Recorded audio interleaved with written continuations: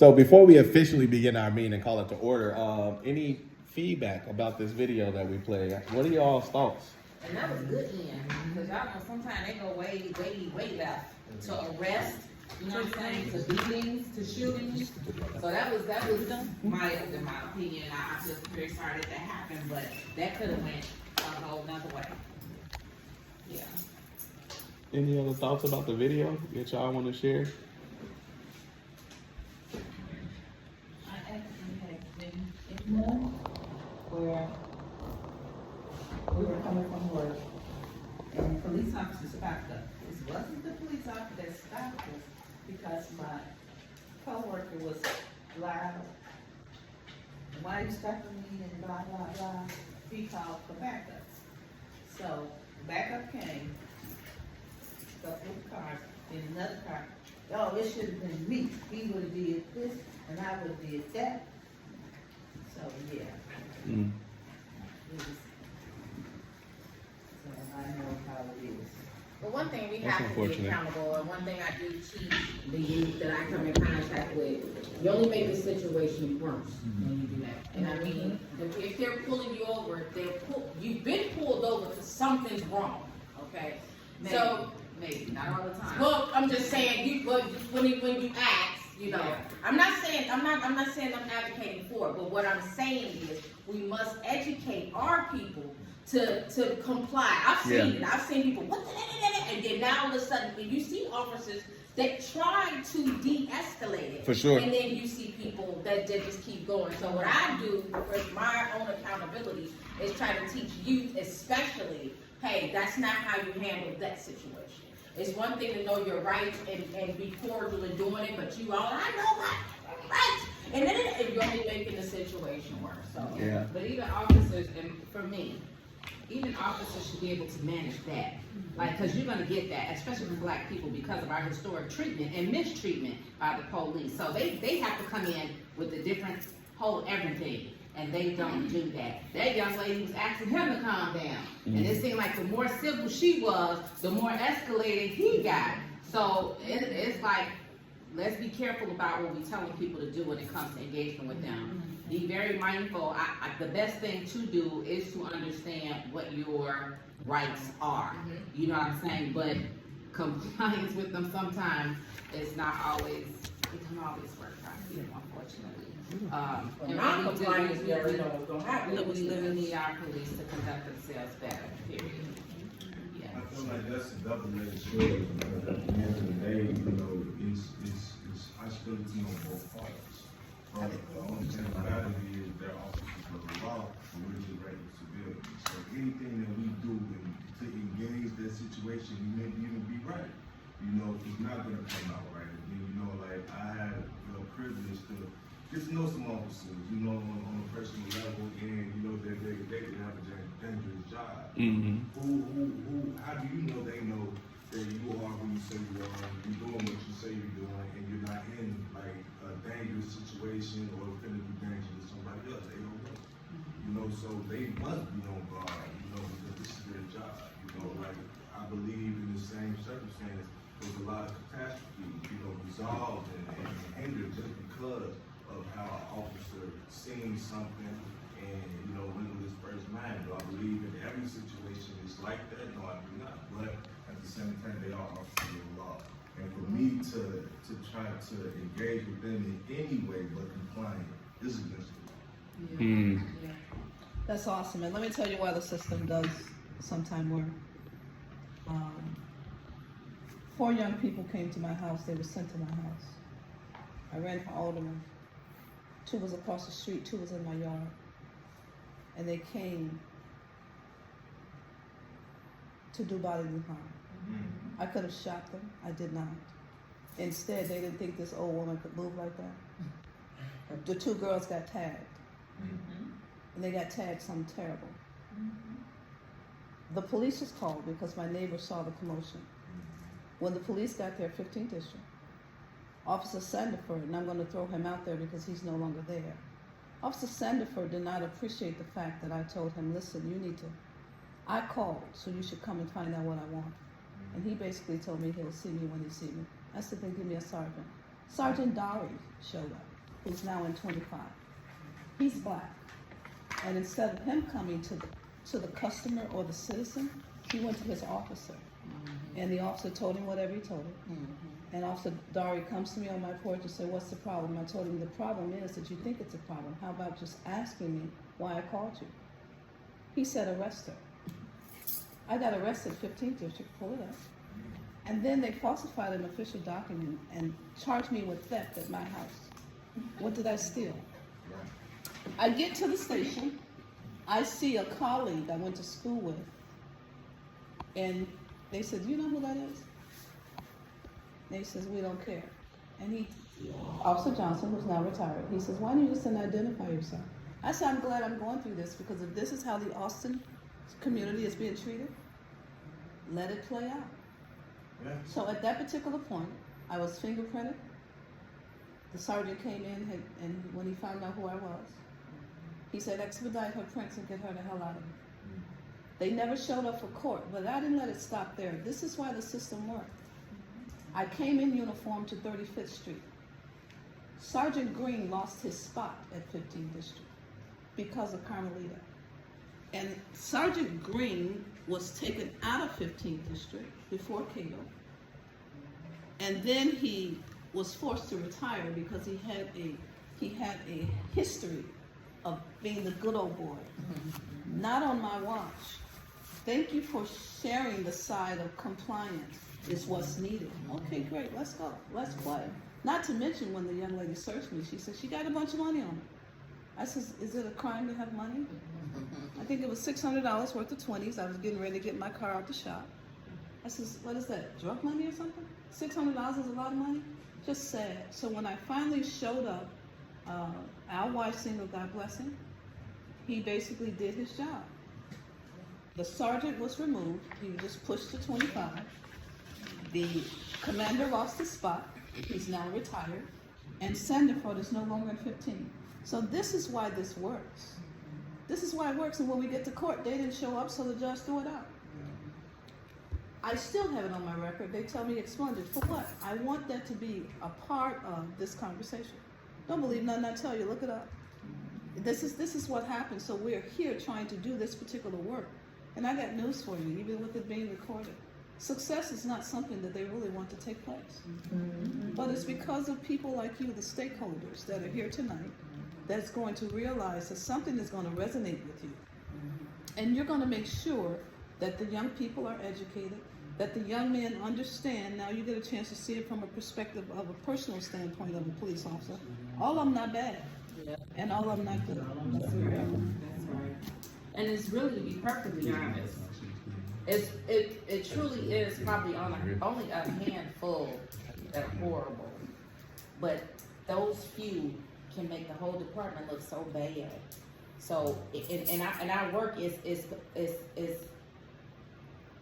it can get complicated because a part of it is we are supposed to be building trust and relationships between the community and the department. But the other part is we're also supposed to be holding them accountable for what they do and for what they don't do. But that's the hard part. That's the part that we're struggling with. Like where are we holding them accountable? You know, things are happening, and this is what people are not aware of. Everything that happens is not caught on camera. There are a lot of things happening in our community that go unreported. Something, I had a gun pulled on me by a police officer, pointed at my head, wasn't even a traffic stop because I was in the car in the passenger seat that wasn't even moving. I didn't report it. Had I known then what I know now, yes, I absolutely would have. But a lot of us have normalized bad policing. We accept it as the standard, right? And so it's like we can't afford to do that any longer. And so that is why we are trying to do the work that we do. But there was no infrastructure, so we're trying to figure out what does that actually look like? You know, how do we do this work? Of building trust and holding them accountable. You know, because y'all cool until an issue arises and you gotta hold them accountable, and now it's a problem. Like, well, that was what we were here for. You know, for me, first and foremost, before we even get to we can't even get to the trust part, because we got this part that we're trying to work with and deal with. And so that's and I have officers in 15, I love them. I'll do anything for them. And I hope and pray that I never see them on television for no foolishness or no nonsense. 15 is a good district. You know, they call 15, like I call it like the crown jewel of the department. 15 has a very strong community relationship. That's right. That's a good thing. Right. But however, that's not to say that things don't happen in 15 districts, because they do. You know, and so that's the point. And that's why we're working so hard trying to put this Community Justice Alliance together, so we can have some space, because sometimes things really do just warrant conversations. You know, because we all are human at the end of the day, whether we're residents or whether we're officers, and sometimes everybody can be having a bad day. When you meet up, you got a bad day, I got a bad day, that's not a good combination, right? But it could just warrant us having a conversation, you know, like, what happened, you know, and then trying to repair whatever happened. So, yeah, we don't have to keep, you know, hearing these stories over and over and over again. So that's part of our hope at 15. And we do have a good relationship with our department.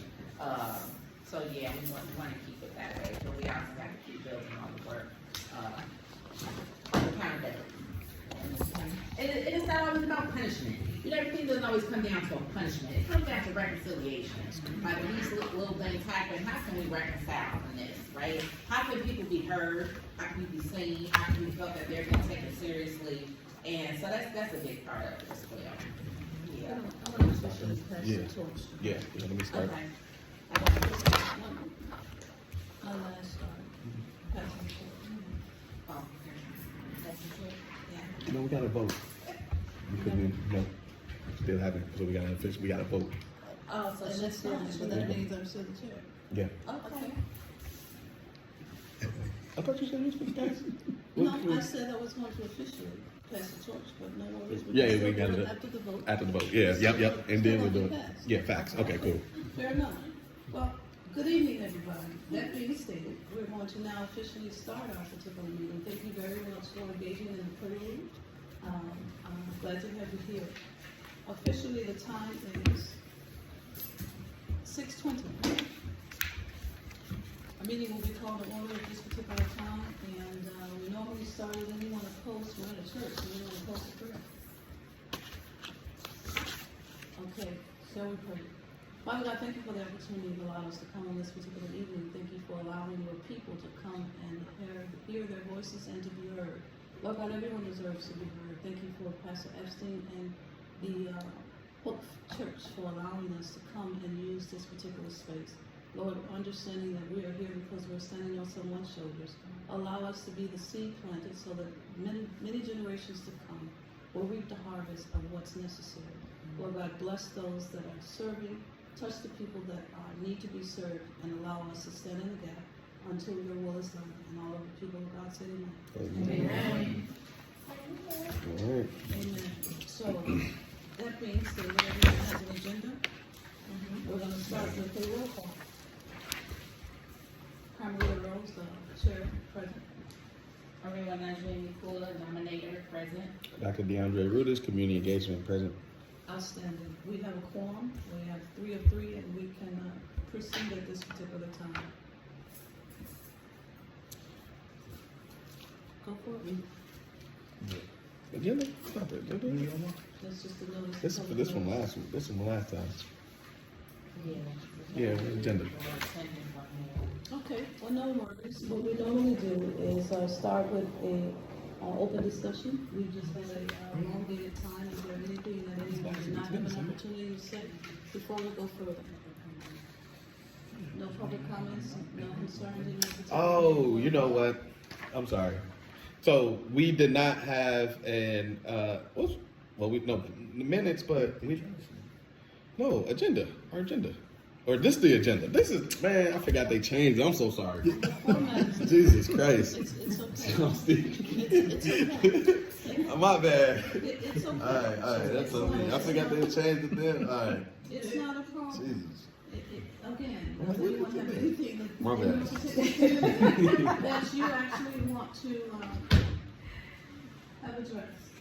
If not, then I'm gonna let Dr. Rudis get on with us, and I'm gonna have you go from here. Yeah. All right, man. Welcome back. On the rip.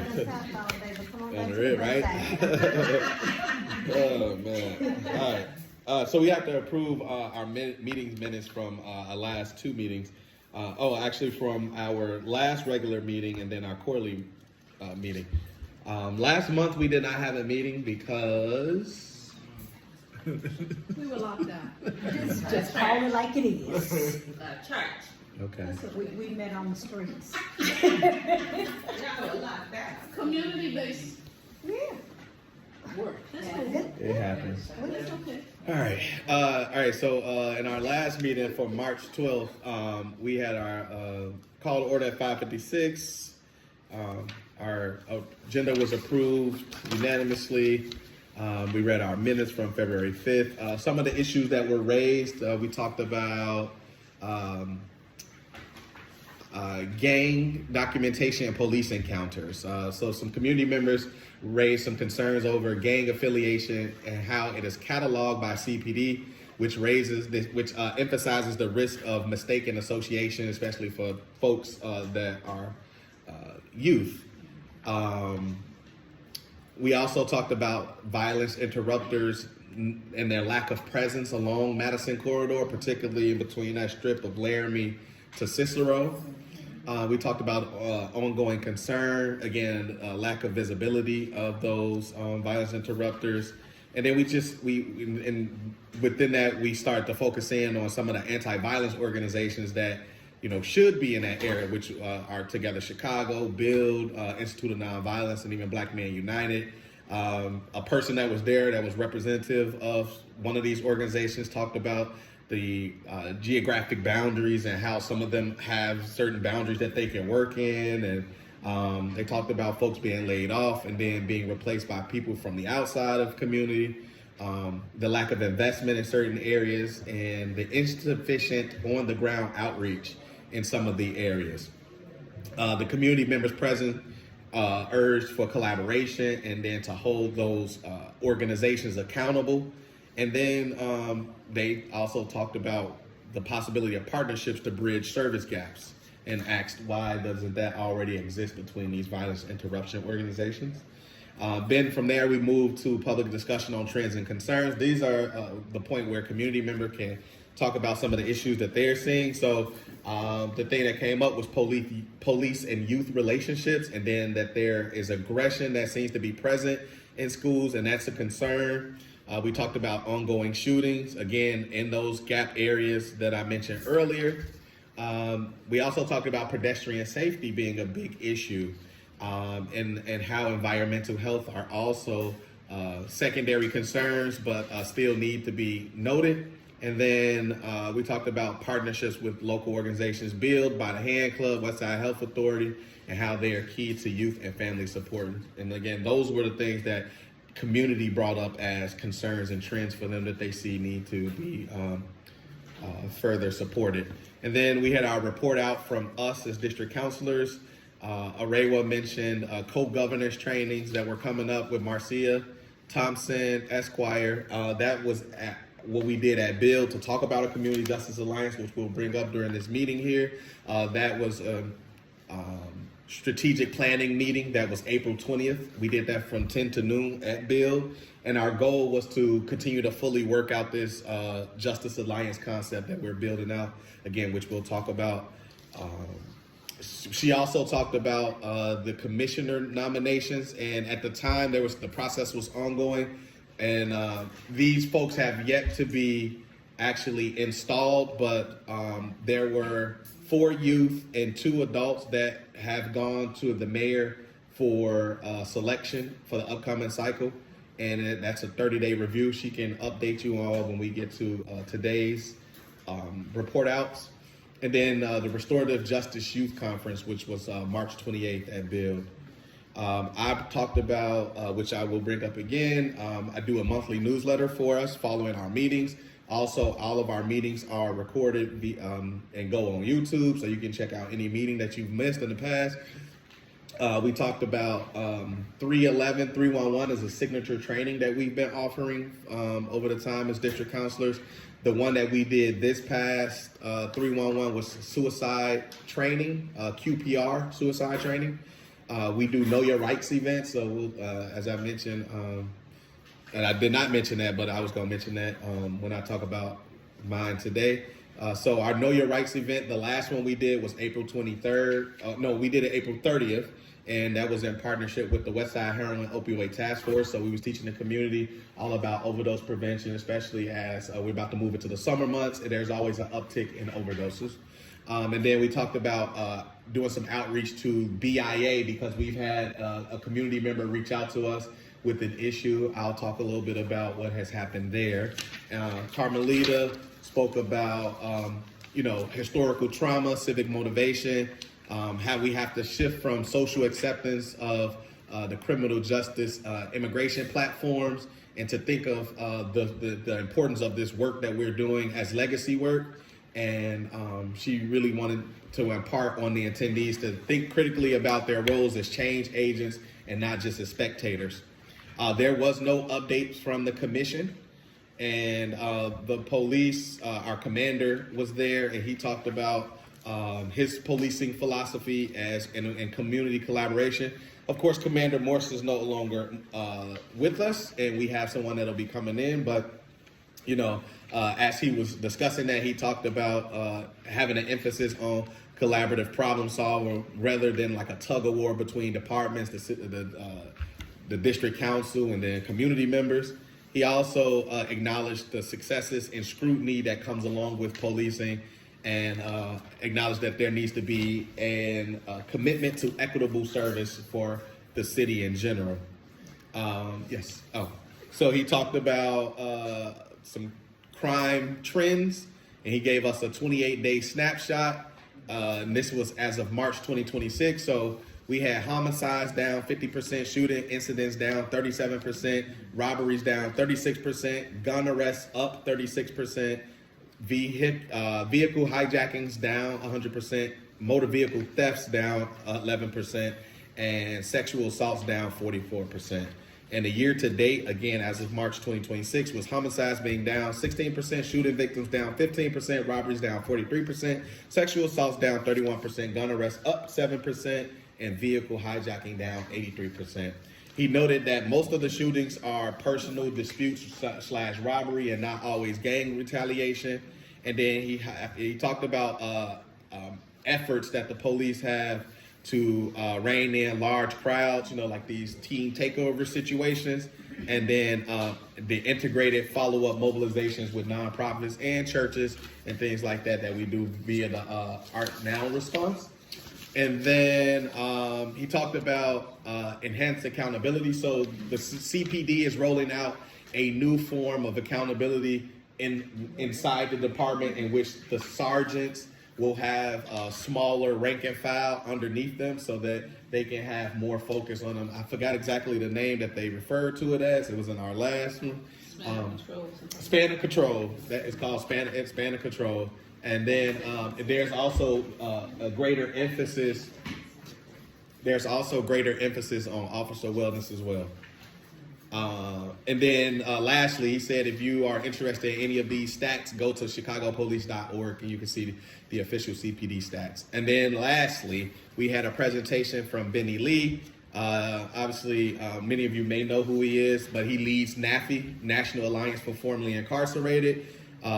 He talked about where he's currently situated. The headquarters is at Sankofa, 5820 West Chicago Avenue. And then they have another site on 87th Street. He didn't mention what that address was. But then he talked mostly about the fact that Austin has the highest concentration of returning citizens. And likewise, because we have some of the highest numbers of those being jailed, the grandmothers and those that are caregivers are heavily burdened with trying to send monies, and they're not understanding the way the system works. So, for example, he talked about some young people not knowing that they can go in and ask for discovery, meaning like everything that pertains to their particular case, and not finding that out until much later in the game when grandma emptied her savings trying to, make sure that baby's straight. You know, and so he said he want to pull together people, organizations, and other entities so that not only can we change laws around that process and what is happening with returning citizens to our community, but also educate and so folks can understand parts of that incarceral process, like discovery, like what happens during lockup and other things that people can ask for and what their rights are. And then, and then that was it. And our next meeting announcement was April 9th, which again never happened because we had some issues. And that was it right there for our minutes. So I make a motion to accept our March 12th meeting minutes as read. It has been motioned by Councilor Wilson, second by Councilor, thank you for coming, Mayor. Second by Councilor Akua. Any question on the table? All in favor? Aye. Ayes have it. Motion carries. All right, now I have to, from our March 7th special meeting, it was our district council meeting, so I'll go through this one quickly. So we just had, first with our public comment, one of our counselors asked for a moment of reflection for the Jesse Jackson family. Alderman Vasquez thanked the district counselors who has raised concerns about ICPD related issues. Chris in 14 opposed a proposed censure that was happening. Anna praised our restorative justice progress and supported both censure and resignation of a district counselor. Alex in 02 reported on some of the lessons from New York's community councils that they call them over there. Veronica promoted a petition for an independent special prosecutor on immigration-related harms. Jenny in 19 spoke on behalf of CARE Expansion Working Group. Marilyn in 24 supported censure and removal. Carmelita reflected on the group's shared work and urged members to stay grounded in a common purpose and to remain productive. And Ellie in 10 updated the group on a welcoming city working group and voiced concern about the lack of urgency on ICPD issues. So the discussions and trends that we talked about, we aimed at identifying intersections among trends and concerns, understanding long-term impacts if left unresolved, determining responsibility and first steps, and identifying ways to bring next steps back to our constituents. So our trends and concerns, counselors highlighted that there are strong links between police accountability and community safety, citing ongoing misconduct issues, incomplete consent decree process, inadequate oversight. Broader safety concerns also surfaced, which included transit incidents, immigrant-related harms, and community-level threats tied to institutional gaps. Many emphasized the need for structural solutions, such as ordinances, improved reform mechanisms, stronger cross-ward coordination, and more robust citywide systems that reflect a belief that existing approaches are insufficient. Impacts if these issues remain unresolved. So counselors described fragmented relationships among district councils, CPD, CTA, alder offices, and other agencies, noting that siloed communication harms long-term progress. They named persistent community trauma, fear, PTSD, unresolved safety concerns, and poor responsiveness from institutions as a major consequence of inaction. Many expressed concern that accountability features and unaddressed harm have been normalized, further eroding trust. Counselors emphasized the need for stronger, more transparent interagency relationships while acknowledging barriers to achieving that level of coordination. Responsibility and first steps towards solutions. Several counselors expressed pride and clarity about the DC role, emphasizing persistence, relationship building, and pushing institutions rather than waiting for formal invitations. They described the DCs as facilitators of community voice, using available tools, meetings, petitions, resolutions to elevate concerns and apply pressure.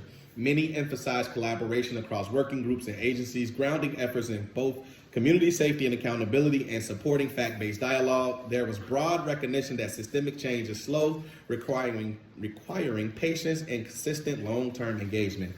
And then bringing this work back to our constituents. So counselors proposed building durable systems and frameworks so future DC members can continue to work. They discussed defining shared issues that resonate across districts, such as pedestrian safety or public space concerns, while remaining responsive to local differences. Strengthening collaboration among district councils, forming local partnerships and issue-based work groups, and leveraging aligned alders and community organizations were identified as key strategies. Councilors expressed an interest in expanding public safety conversations to include alternative responses and non-policing strategies. They also emphasized celebrating successes to build trust and highlighted the need for internal coaching and reflection and regular assessment to strengthen overall capacity. The nominating committee lost quorum earlier in the day and could not complete its vote before quarterly meeting. When quorum was reestablished later, the committee resumed its suspended meeting, requiring its member to leave the quarterly meeting and causing the meeting to be cut short. So what I read here was the meeting minutes from our public meeting. So each quarter, all the district councilors around the city come together and we discuss trends and concerns, as you heard, solutions to how we can, make things happen in our community, you commit progress towards the work that we've done, so on and so forth. But this particular meeting was cut short because we had to go and then put people up for nomination to go in front of the mayor. And again, Councilor Akua can talk a little bit more about those folks that have gone in front of the mayor when she goes up. But either way, those were the meeting minutes. I make a motion to accept the minutes from our district council public meeting from March 7th. It has been motioned by Councilor Woodison, second by Councilor Kua. Any questions on the table? All in favor? Aye. Aye, carried. Motion carried. All right. So next is a public comment section. So this is 2 minutes for folks that are interested in saying or sharing anything about the way they feel about the district. It could be community concerns. It could be police accountability concerns, public safety related, anything that anybody would like to share.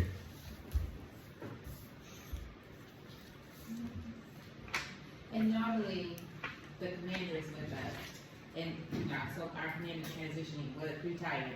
But it was always, some of the districts didn't want their commanders in their meetings, and we were like, well, we're not doing that, because he needs to hear from community. And so a lot of times what will happen is when he would be present, people will bring up issues, and they could be addressed, like, somebody would reach back, like, oh, yeah, commander, blah, blah, blah, blah, blah. That was the benefit of having, having them in our meetings, and I'm hoping that, and I'm pretty sure that, our new commander, hopefully, she or he will, have the same presence with us, so they can hear from community, and community can engage directly. So, yeah. Any public comments? Okay. All right. So with that, then we have a public discussion on trends and concerns in the district. So this would be issues that are prevalent to you that you feel keep coming up. Maybe there's shootings in your area. Maybe folks have consistently been robbed on your block or around in the area. Maybe that there are traffic safety issues occurring in certain areas. So this does not have to be in your immediate area of the community. It could be community-wide if you're hearing things. This would be that time to share about any of those trends or concerns you're hearing in the district. One thing is a teen takeover. Okay. Was there a last one? Every weekend. In 15? The last one that was in 15 was the one on Maple. Congress, on 11? Yeah, it was on Maple. They was on Maple, West End, LaPorte, over there off of, LaPorte, it was LaPorte and Mayfield is where they were. How long? That's the one from last year? Yeah. Like, No, this one last year. this just happened, right? This was like a month or 2 months ago. That was like the party or prom that turned into like the took over a couple blocks. That I was, just know it was 2 months. I don't live over there, but I know it was a big thing on, they were on LaPorte. They were from LaPorte to Laverne, and then they were on Maypole, West End. I think it's another one. The one that's right off the lake. It's Maypole off the lake, right? It's And before. then, It's before. well, I'm coming south. Yeah, when you go south, yeah. But it was those streets, they said Right. they had all the streets over there, kind of. And they call Fulton, you were saying. Yeah, that's what I was thinking of, Fulton. Well, I do know, organizations are starting to have some activations late, like 9-1. Some venues are doing midnight basketball in a hope to kind of, is it gonna, who can tell? You know what I'm saying? It's like everybody doing what they can possibly do. Human possibly, everybody's out here really trying to do it, but what does it take? I don't know, but hopefully the activations will help minimize some of their desire to, do what they do. Hopefully. There was a shooting on this block. Did somebody shot? Talking about down there? Yeah, they live. There was a shooting. 5900 block? Yes, and then they have been complaining about the group for such a long time. And so then it came to a shooting. So somebody's car got shot up. And that's not that family person. It's just that it's one of them long-time families, been on the block, everybody know when they go to the church. Mm. No, That guy do go to the church. he, not the ones that was. I'm saying the family. He don't go to church. He just started. And they may, I'm just saying it's one of those. And that's a good thing, because now he's in the house, so therefore, he's looking for something. Yeah, Hopefully he'll find yeah, what he needs, yeah. especially with Pastor Epstein, because Yeah. you know what? He's in a good place. Yes, he is. He's in a good place. So he was the block president. It doesn't matter. Look at the president on Pennsylvania Avenue. That's what I'm saying, he was the block president. And all the stuff was going on. And at his house, and like, what you thought was gonna happen. Yes. That's why I was like, yeah, they live.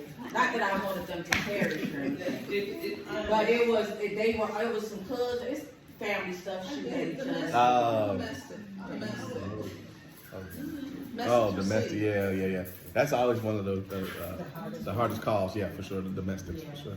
But with those kind of takeovers, Yeah. I guess with the police, they make it, I guess they say their hands are tied, things like that. I remember we used to have them on Superior bad, and this was like, man, I have so much video of this ridiculous. But it would be like 200-300 people out on one street, and from the middle of the block all the way to the end, so there's 300 people not even occupying an entire block. And we would call police, and it was crazy because we would move our cars from the front to the alley because we don't want them standing on our cars. And they would give us a ticket because we sit in the alley. I'm like, oh God. But yeah, and it's like, the neighbors are like, so what do we do? Like, if you can't do nothing, we can't do nothing, how does that, how do you come back up? They not down there on Superior no more. They like, oh, this Ford Park down here. But we did have to do a lot of work, and really it was just really going into the community and talking to people and saying, hey, these your grandkids, right? And so what's gonna happen if this keeps happening, because all they had to do is start walking around the building to get up the fines. Right? 'Cause that's the only way that something can be done. And when we told the two older ladies that, I swear the next time they came, she was out there screaming and hollering. She ripped their music and plug that up under here. Get away, y'all not gonna make me lose my property. And now they're on Laverne. And it was crazy because we would go and we would try to get the neighbors to rally with us. And they were at the end, they're like, hey, no, we're not getting involved. Now they down here. And now what they doing? Prayers, what you gonna do? I don't see nothing. I can't really pick it up. It just be like, I'm waiting 2-3 years to get the people to do something. Anyone else? I really wanted to hear more about, I don't know if y'all said anything about it, but the task force that you was talking about in the beginning of the meeting, how you supposed to educate everyone into, like the rights and things Yeah. like that again.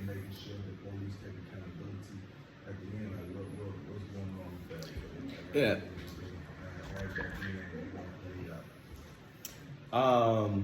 So the task force, well, couple things. So what I was saying was we do quarterly Know Your Rights, and for this last quarter, we had the task force come, the Westside Heroin Opioid Task Force, where they were talking about opioid use in the community, and we had very low turnout. But anyway, we had a person go through our training, which the training itself shows you how to utilize Narcan for somebody that's going through overdose. But it also provided you with information about, say, like the Good Samaritan law, which means that if you are in the process of trying to save someone's life and they expire, you won't be held liable for it. And a lot of people, are hesitant to help others because they believe that they would be held liable for that. But we have a law on the books. And so we through that particular Know Your Rights, we were just educating people on Narcan use, training, Good Samaritan law, so on and so forth. But others in the past, we've done what we call Driving While Black and Brown, which is, we talked about pretextual stops, teaching the community about that. We've done one focused on your First Amendment right to free speech. We did that to teach people about protesting, especially when the DNC had come. We did one around cannabis, Know Your Rights about legalization. And, a lot of people believe now that marijuana has been legalized, that you can carry, copious amounts on you, and that's, you could just carry it out in the open, you know what I mean? Because it's legal and those things aren't true. We've done one on, which other ones stand out to me? We did one, no, those are trainings, not CPR. We did the one on the gentleman that came, you brought him, he talked about the, we did one on a reasonable articulable suspicion, which is what leads to pretextual stops. That is the process by which officers can stop you. What reasonable articulable suspicion, it was the one, we did it at my office. It was about gun pointing. What is it? Use of force. Use of force. That white guy. You sure?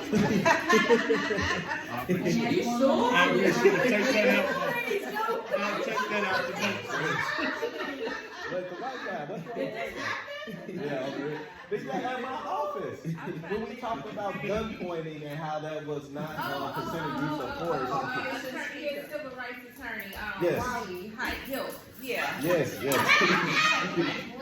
Yeah. So in the consent decree, and so we were doing the Know Your Rights focus on the consent decree, particularly around use of force. Yeah. So Councilor Cool is a part of the use of force working group, and we brought the guy out to talk about how there's been an uptick since the pandemic of gun pointing incidents where community has been getting guns pointed toward them from CPD, and that is an active use of force. So we've done them every quarter since we've started as counselors. We've done a particular Know Your Rights. Many of the Know Your Rights come directly as a response to something that was brought up in a community meeting. So for example, you just brought up about the young people.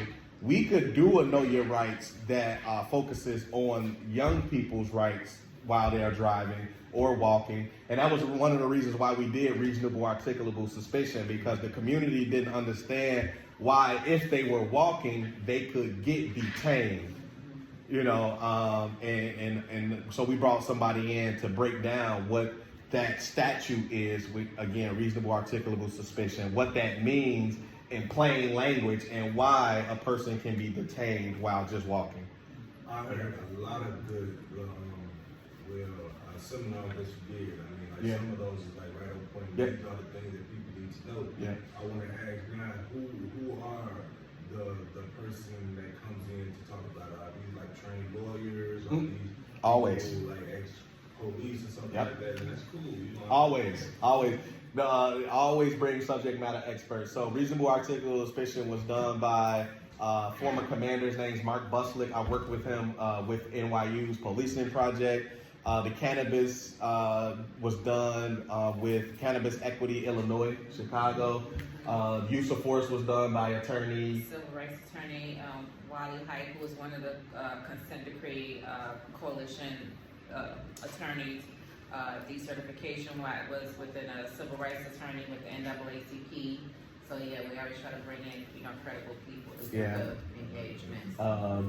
Last one, the Driving While Black and Brown was done through Impact for Equity, which has been tracking pretextual stop incidents on City of Chicago, in the City of Chicago. So, yeah. I have a question. Also When you out were doing the cannabis, did anyone bring up the fact that when they launched their R3, what is it, restore, renew, whatever? Yep. They are supposed to automatically expunge certain cannabis cases up to a certain amount, and it was people that were like, yeah, that didn't happen, and it was people that said they spent thousands, money with lawyers and countless hours missing work trying to go down there and get this done, and this was something that was written in R3. Yeah. To say, hey, if we do this, if we decriminalize this, then we will give you this. These are you know what? And that was a while ago, so I can't say 100% for sure that they brought that up. But I will say is this, because I'm gonna go and promote this event. These events I'm doing. I actually have a partnership with UIC to do cannabis education for the community. So I'm actually going to be teaching, well, not me, but Cannabis Equity Illinois Coalition will be my lead facilitators. They're going to be talking about all of these things. And then I'm going to bring folks, there's one group called Renew. They're doing the expungements for cannabis on your record. So the first one is going to be June 26th. At 5038 West Madison. That is Tina's store, TNL Convenience and Restaurant. It's going to be from 7 to 9, and the first 12 people that register actually will get $50. And so it's going to be a holistic workshop, so to speak, which I'm going to be focused on the war on drugs, legislation, funding and opportunity, advocacy, and equity. Those are going to be the 5 major points that we're going to focus in on. But within that, folks will learn how to, if they need expungement, they also learn what opportunities exist for them to make money around the industry. What time, Joe? 7 to 9. What was the address? 5038 West Madison, June 26th. And I'll put it in a newsletter. But I do have, I don't have it on me. I got flyers and QR code stuff, so I can send that out.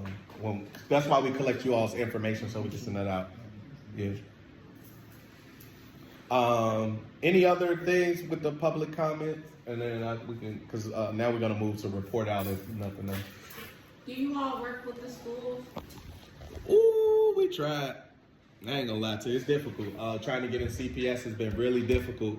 I've gone to Douglas to be like, hey, we are district counselors. We would like to hold a meeting here. Never heard a response back. The only one that has given us good participation and work with us has been Michelle Clark. Michelle Clark, Austin. Michelle Clark and Austin. Those were the only 2. I mean, possibly because they're high schools though, and I get it. Oh, Hal as well. Some other ones though have been a lot more difficult. What we try to do with our meetings is we do tours. So we've done garden tours where we've gone to different gardens. We were trying to do a church tour. One already stood us up already, but we wanted to do church tours.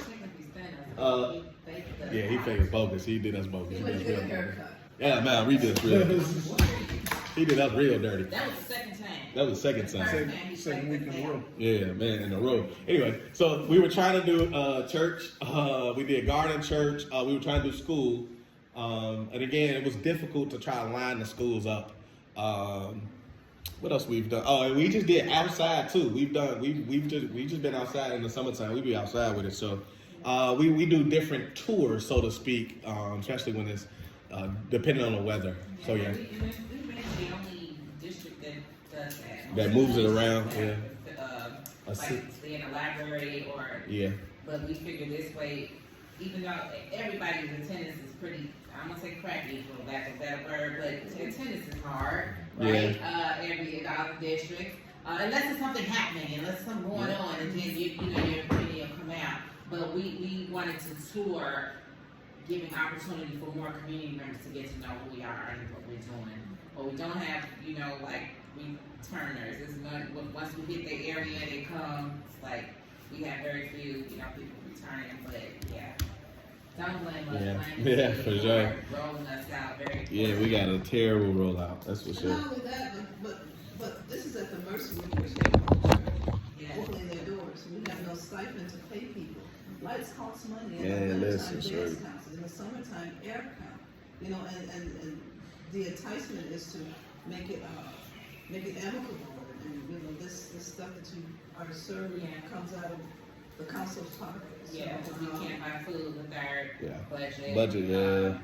Yeah, and community has been gracious because we always get a space and they extend the courtesy to us to host our meetings. So Yeah. we're grateful for that. For sure. Outstanding. So we'll move to reports from counselors.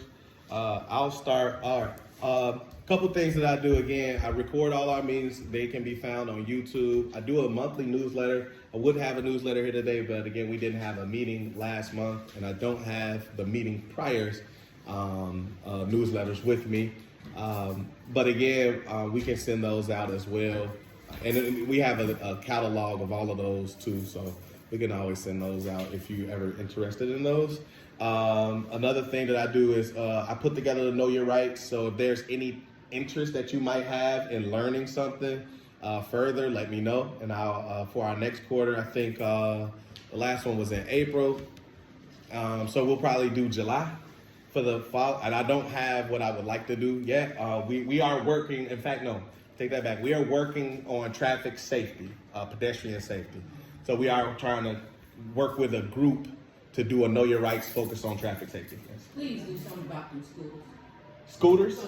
Them scooters. Yeah, the scooters. Yeah, yeah. On me, you ain't lying. Man, look, I they be, almost took a couple of them out. man, they be, man, yeah. They be wilding. Yeah. They be wilding. Yeah, they be wilding on the sidewalk too. Yeah. We also we do a couple things I wanted to mention. So I do have an app. It's called Reach. It is through the GAPA Coalition, who actually worked to get a lot of us seated. They put a training together in which I attended, me and Araywa and I, and that allowed us to get this app called Reach. So still working on implementing all the names and email contacts for everybody that has come to our meetings. The last thing that I will mention is our tribunal, our Community Justice Alliance. So what I have put in front of you here is basically how we got to this process of community mediation. We are working on a community mediation program for community to community based conflicts. What we want to do is see a police officer, community member, and a district council person sit in as a body that could oversee issues in the community. We do have a full layout of how this is going to be presented. Right here, like I say, you just have the foundational pieces so you can understand how we got here.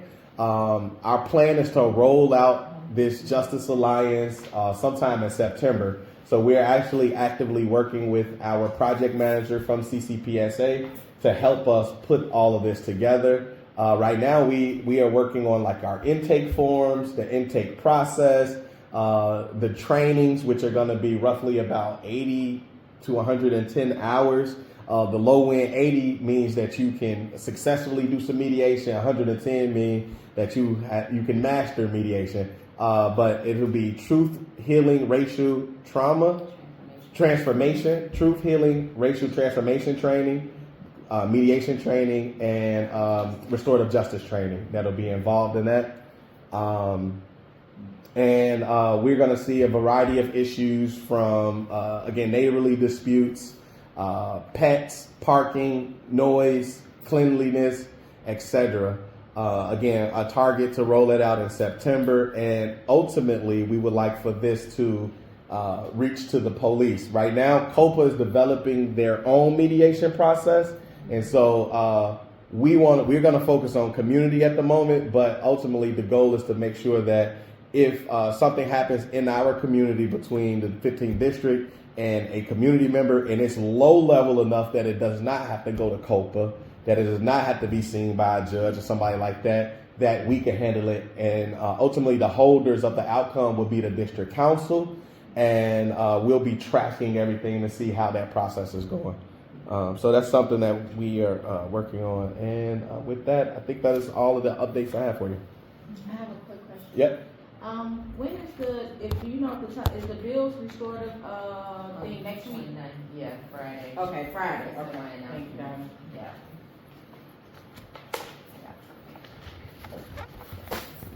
Okay, the update I have is basically I attended what's called the BOMA Business Owners Management Association's meeting, and the trend that's happening in 15th District is late morning or early morning break-ins.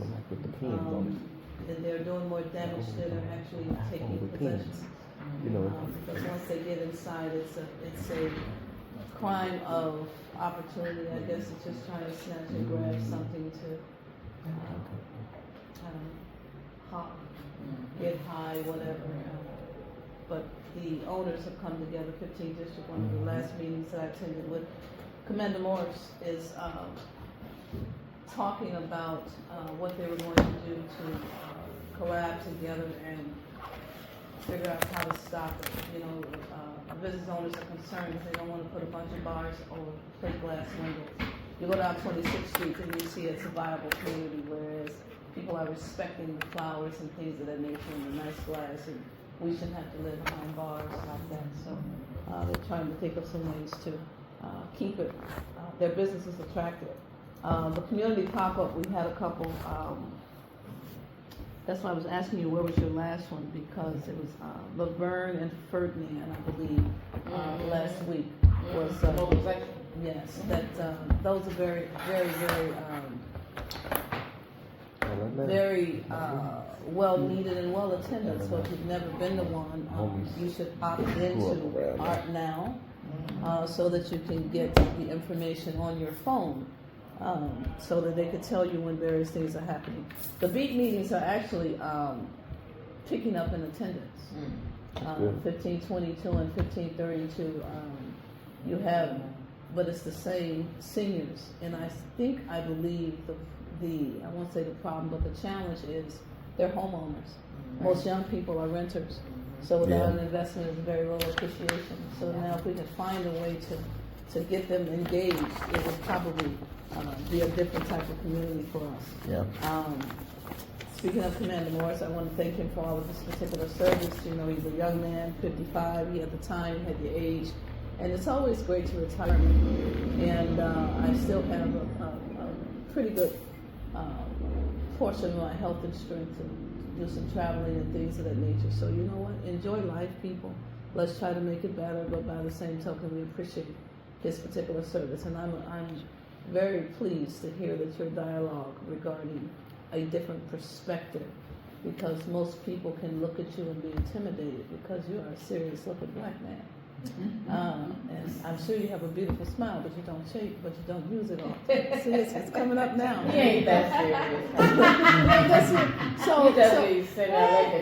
But I got news for you. For a little police officer that's coming that's from a rural area coming to the city, that only don't know anything about you but what they've seen on television. Yeah, buddy. That particular personification, she will make them change their underwear. Yeah. So that being stated, I'm glad you have the situational awareness to understand compliance goes a long way.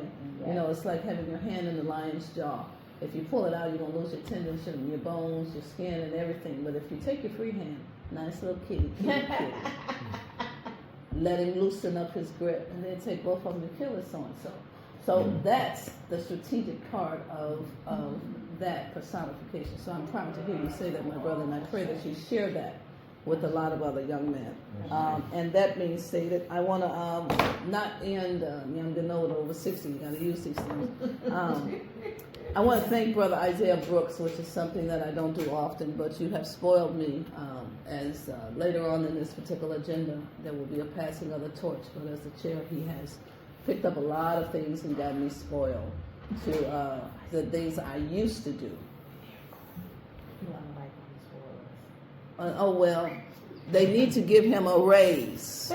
Let the record reflect, Isaiah Brooks needs a raise. So that being stated, thank you. I'm sorry.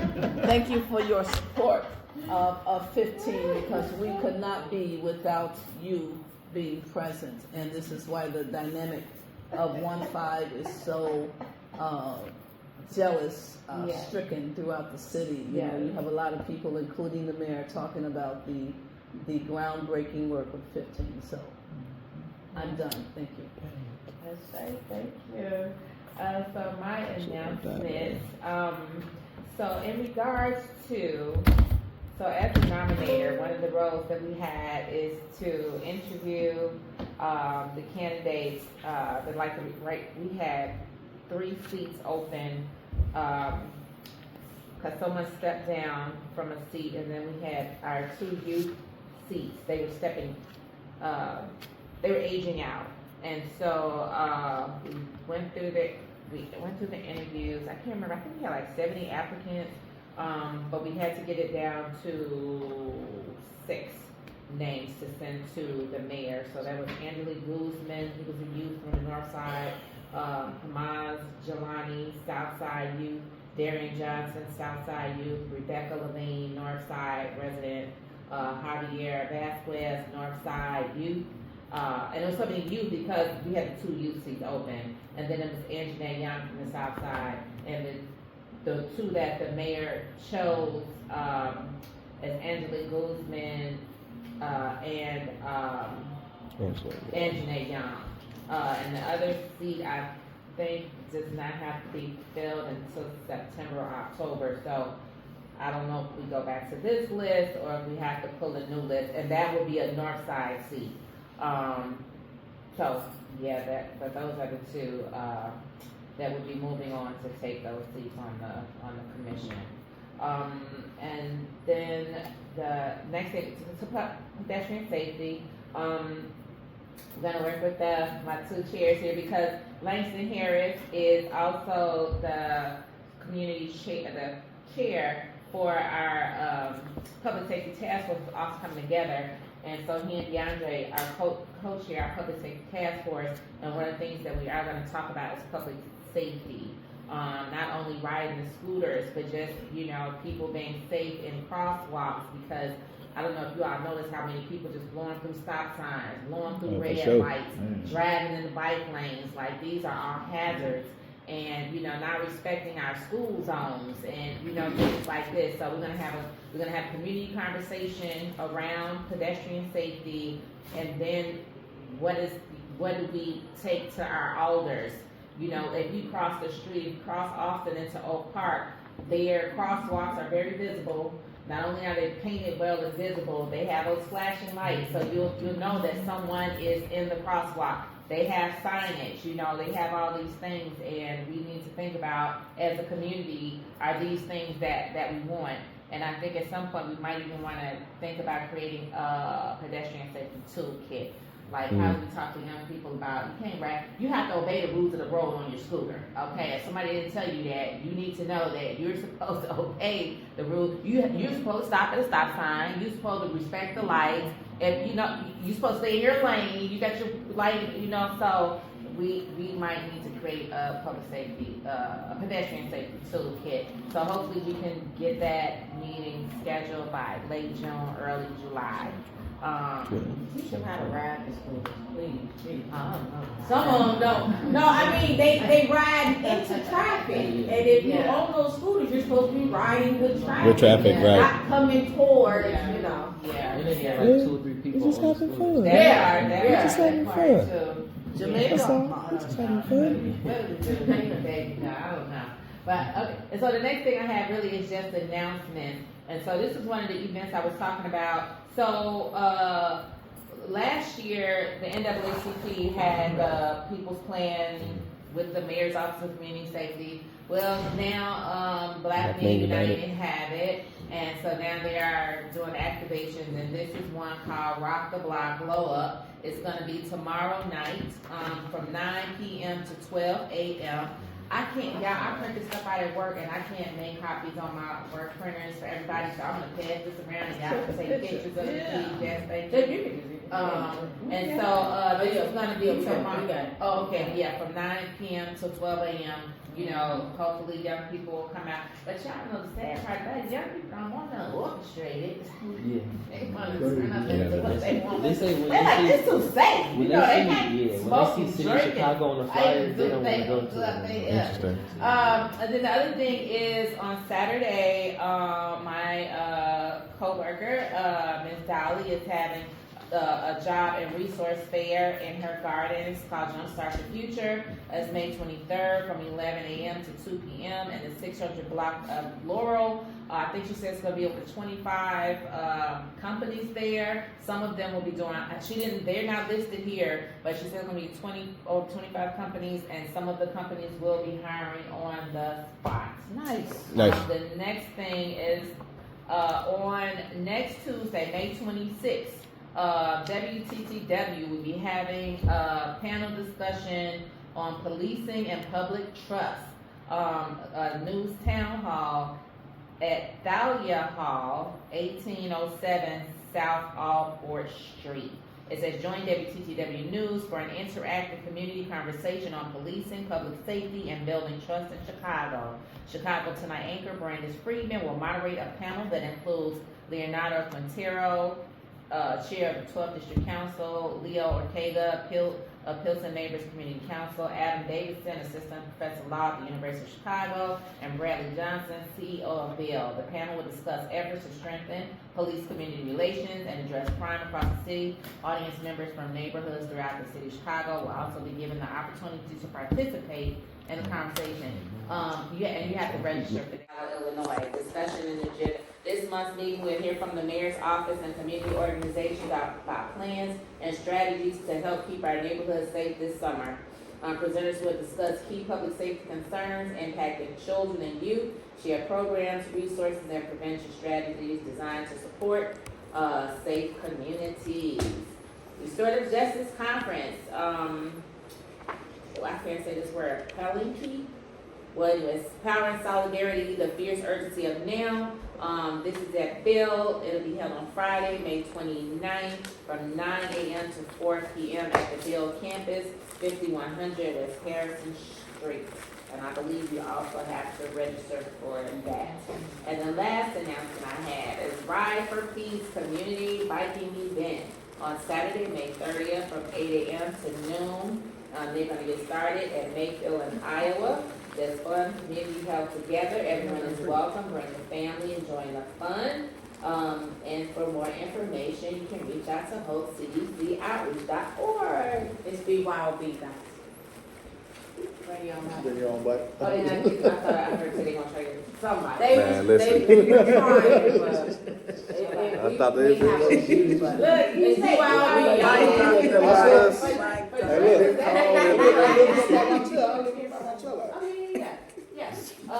Church is church, he like, Church is getting right. he like, y'all, bring your own bike. They like, oh, I thought you was talking about something different there. I was looking at the party. Thought we had a party on our hands. He said it in church, he was like, oh, y'all know. They like, bring your own bike. They like, oh. Yes. That was it, Arewa? You had anything else? What is this? I have people moving assemblies and reparations. Oh, that's another meeting. Organization called the People's Movement Assembly. Whatever their conversations are, they are centered around reparations, and they also have a meeting on the 30th from 11 to 3 at Alt Space. And you know, it's on Conquering on that side.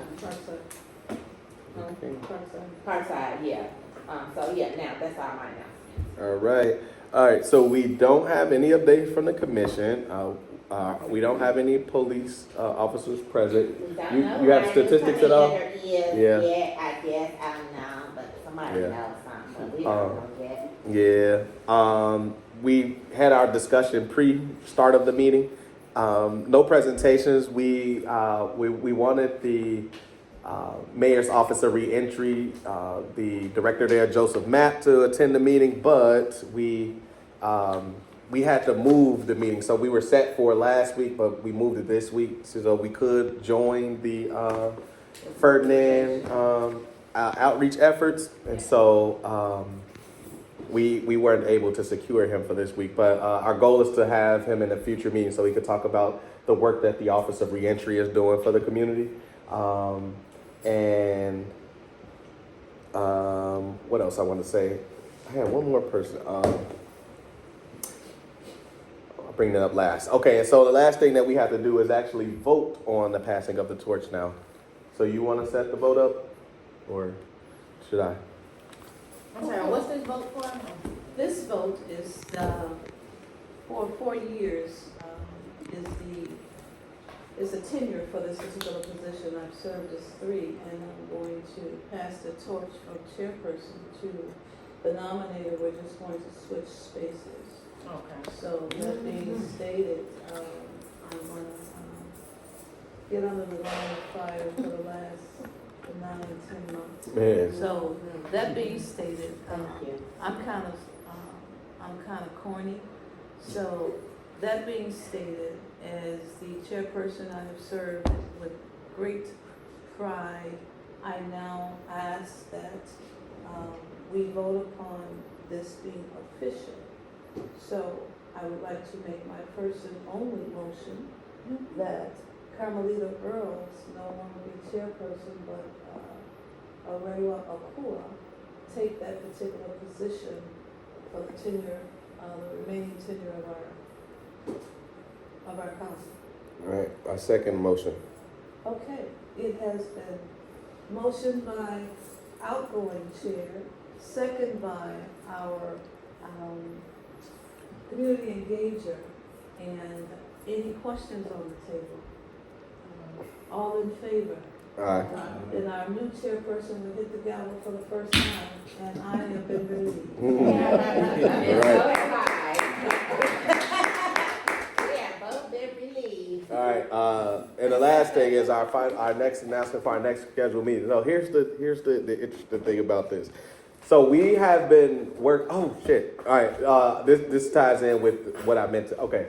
Earlier I talked about, so when there are issues between police and community, most of the time, being a community engagement person, I'm the first to receive them, and then I do my due diligence, reaching out to COPA and other channels if necessary. We had a young lady that reached out to Arewa about an issue she was having, and Arewa reached out to me so that I could follow up with COPA. When I did that, COPA said that issue had then gone to Bureau of Internal Affairs, BIA, and when I reached out to them, they said that it was administratively closed. And so I asked for follow-up. The follow-up that they had given me is that young lady was supposed to have received a letter. Followed up with Arewa. She said that the young lady had not received the letter. And then when I followed up with them to say she hadn't received, they said, well, it was sent out 2 weeks ago. I asked to send another letter out, but they cannot send it to me, let me know what was contained in it, XYZ. So she has to reach out to them to do so. I'm bringing it up because I meant to mention that, and that's also part of our next meeting. We had asked BIA to come to a meeting so they can explain their processes and their role in this accountability matrix that we are in. At the time, we were meeting second Thursdays. As it exists, the person that was going to come out has us scheduled for June 11th. If we cannot change that date, then we'll probably try to move forward with a June 11th date. I did ask them to change it to the 18th, though. If we can, then we'll move it to the 18th. Particularly because we are, say no thing. We want BIA in the meeting. Like we've had all of the other accountability partners come to a meeting, to talk about their role, and we have yet to have BIA. So if we already have them scheduled for the 11th, and if we, we would rather just, so I say it to say, we're not trying to yo-yo our meetings, but, we did get word that they are set up for the 11th. So that stated, we will let you know exactly which date that is. Hopefully we can change it. If not, then hopefully we can keep the 11th. Yeah, because we changed that Thursday so we could participate in the community mobilization. So Right. we might compete with that, so. Right. For the summer months anyway. Yeah. So we'll probably be outside, so. Yeah. So yeah, that's the announcement in terms of our next regularly scheduled meeting. It's going to be at one or two places. So I've talked to New Sound Cafe, which is on Austin and Lake Street, about hosting a district council meeting. They said that they're doing extended hours during the summer, but I don't know if this is going to start in June or July. So I'm going to go follow up with them. If it is in June, our next meeting will be at New Sound Cafe. If not, I would like to invite people to my office. I have redone the second floor into a wellness space, and I'd like for us to have our meeting in there. If y'all so have me, so it's going to be at one of those two locations, either my office at 5044 West Madison or at New Sound Cafe, which is 59. 52, something, but Yeah, something like that. there's a parking lot of churches. Yeah, it's right. It's New right. Sound Church Chicken. Yeah. Old spot. Right. Yeah. Yeah. So it's gonna be at those one or two places, and it's gonna be either June 11th or 18th. But we have all your information, so we'll send it out. All right. With that stated, you can do the duties. Wait, meeting adjourned. No. No, you got it. Wait, I need, wait. I just want to motion to adjourn. Yeah. We have a motion to adjourn the meeting. Wait. Wait, did you say this is it right? Like that was kind of, all right, I second the motion. Yeah, okay, No, cool. she was asking for one. Oh, okay, I'm like, wait, what? I, Carmelita Earls, make a motion to adjourn the meeting. Can we have a second? I second. Meeting. Wait, no. Wait. So the I motion need has to- been, Motion. yeah. Motion has been made by Carmelita Earls Right. and has been seconded by Council Council. Willis. All in favor? Okay. All in favor? Motion carried. Hit the gavel. Aye. Aye. I have it. All right, thanks.